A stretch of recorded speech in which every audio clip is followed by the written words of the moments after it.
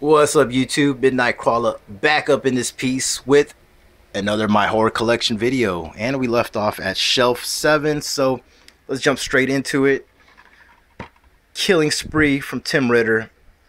Awesome flick. A must-see if you haven't. Just so damn fun.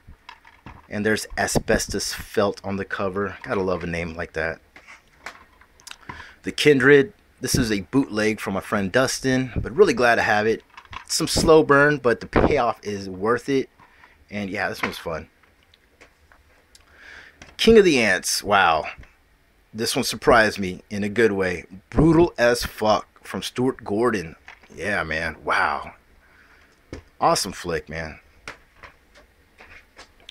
Le Petit Mort from Marcel Waltz. This is some German splatter. And Ryan Nicholson and Olaf Eidenbach helped out in the special effects. So yeah, it's pretty good. And Le Petit Mort 2. This is I believe this is the better of the two. Just has a better feel to it and the style. And yeah, also from Marcel Waltz and Ryan Nicholson as well on the special effects. He also makes a cameo and some other underground directors as well. It's a lot of fun, actually. Check it out if you haven't. Laid to Rest, just awesome. Awesome. Love, I actually prefer Chrome Skull more, but Laid to Rest is awesome as hell. Lake Dead. This one's fun. I dug it. After Dark Horror Fest. Has some pretty decent gore in it. Lake Placid 2. This one's fun. Y'all know about this. George Romero's Land of the Dead. I actually enjoyed it. Yep, this was fun. Last House in the Woods from Ghost House Underground. This one did surprise me. It's an Italian production, I believe, and there's a lot of Italian like homages to it, man. Also, it's like phenomena of all flicks. Yeah, this one's pretty damn good. It really surprised me. Check it out if you haven't seen it. I recommend it. Last House on the Left, classic Wes Craven. Just a mean-spirited flick, but damn, it's so good. So damn good. And here's a 3-disc ultimate edition of it, and this edition is just fucking beautiful. Thanks to my homie Steve from the UK Connection for hooking me up with this copy. And yeah, this one's just fucking beautiful. Leprechaun 7 film collection. I picked this up for $1 at the pawn shop, so you cannot beat that. And Origins did kind of suck. Sadly, I was disappointed.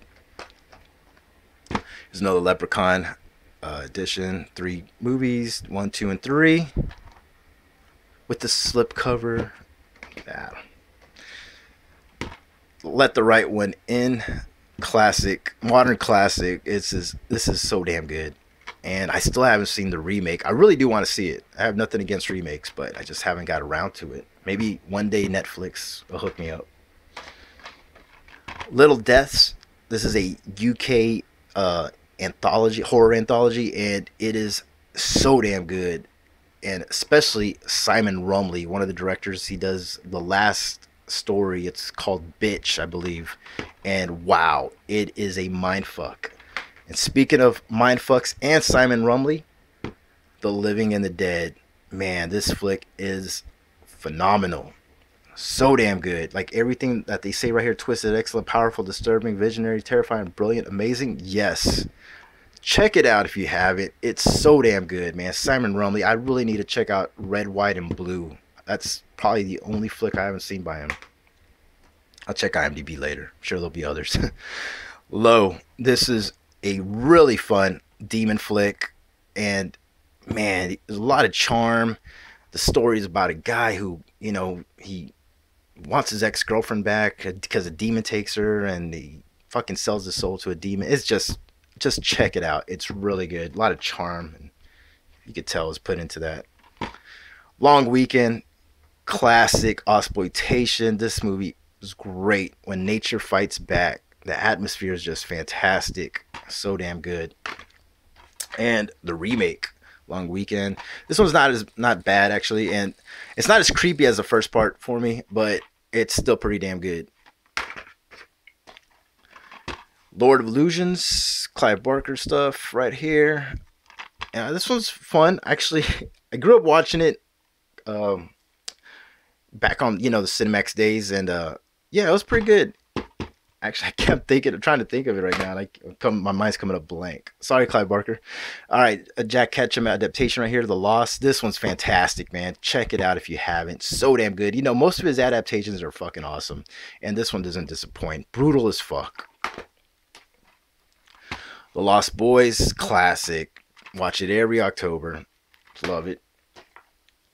Love Me Deadly. This is like some necro love right here, and an early, like from the 70s, I believe, 1972. Yeah, this is like a Shriek Show and Code Red joint release, but yeah, I actually don't remember much of it. It is kind of, it's kind of older and not as over the top as Lucker, the Necropophagus. This is batshit crazy, some necro as well. Man, it's bad, but it's good in a good way. And the necro love scene is just fucking out there, man. It's fucking badass. I dug it. You want to take a shower right after you watch it, though. Lurking Fear is a really cheesy fun right here. Reminds me of like the Full Moon Pictures. Maybe this was released by Full Moon, but yeah, H.P. Lovecraft's Lurking Fear.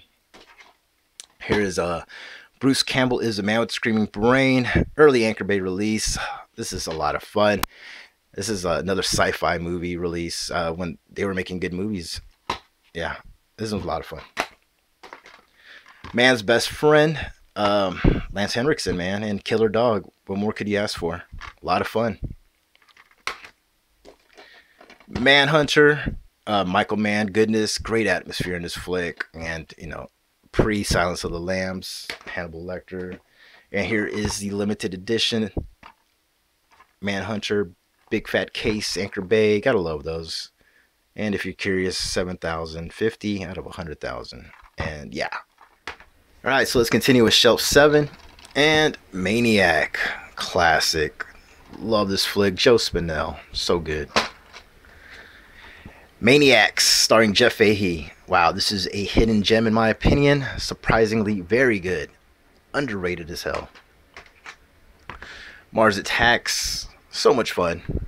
Y'all know all about that. Martyrs. Brutal as fuck. Love this flick. So damn good. One of these days I'll watch the remake. Maximum Overdrive. Childhood classic of mine. And I love it. Still holds up to this day. So good. May. Wow. Angela Bettis is phenomenal in this. Great cast. And Lucky McKee. Awesome, awesome. The Meat Eater. Wow. Obscure, bad flick. But it does have a few redeeming qualities. And it will... Oh, there goes Troa making all that racket. But Meat Eater, pretty bad. Mega Piranha. This is a pretty cool flick. I dug it, man. Yeah. Surprisingly good. The Messengers. Yeah, this isn't too bad.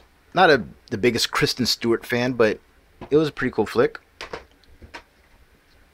Messengers 2, The Scarecrow. Killer Scarecrow flick. Pretty cool, man. Norman Reedus stars in it. I dug it. Mimic 2. Actually, don't remember much of this flick, but if you've seen Mimic, that's a badass flick. Mirrors. This is directed by Alexandra Aja. This is a remake from the Asian flick. And yeah, it's pretty fun. Misery. Great Stephen King adaptation. Love this flick. Stephen King's adaptation of The Mist. This one's really good. Great ending. Bleak as fuck. Monster. Y'all know about this one. Monster Squad. Classic. Classic. Love it. Mortuary. Toby Hooper flick. This one's actually pretty cool. I dug the atmosphere in it. And yeah, I liked it. I dug it. Sergio Martino's Mountain of the Cannibal God. Wow, this flick is awesome. Love it. Great atmosphere. Man, just awesome. Mr. Brooks. Wow, this flick is Pretty twisted, man. Great role by Kevin Costner and great cast as well. Yeah. Mulberry Street. Wow. This is a pretty damn good low budget zombie flick, and it really surprised me how good it was. Really enjoyed it. Murder Party. This one's a lot of fun. Definitely will get you into that Halloween spirit. Yeah, really dig it. Murder Party. Murder Set Pieces, the infamous. Yeah, this is the uncut from a version from Denmark, I believe. Yeah, yeah. Didn't want to bother with that MGM cut to shit pieces version, but yeah, Murder Set Pieces, the infamous. It's all right. Mutant Chronicles director's cut. This one's a lot of fun. Great cast, as you can see. Thomas Jane, Ron Perlman, John Malkovich. Yeah, I dig it. Sci-fi horror. The Mutilator. This is a Dragon release, and yeah, this was.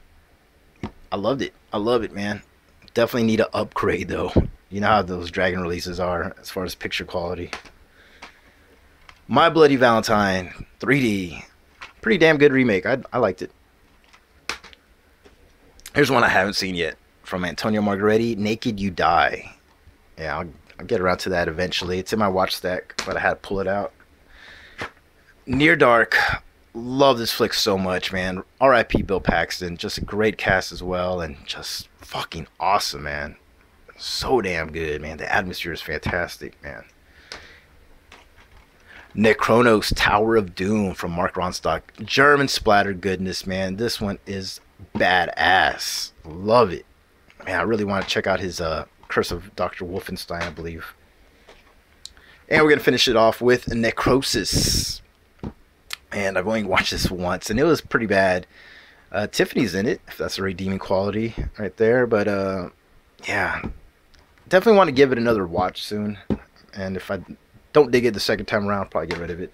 Oh, and I do have a couple bonus ones. Got this back from a friend who I lent to. The Bloody Ape, early Wild Eye releasing. That was cheesy fun.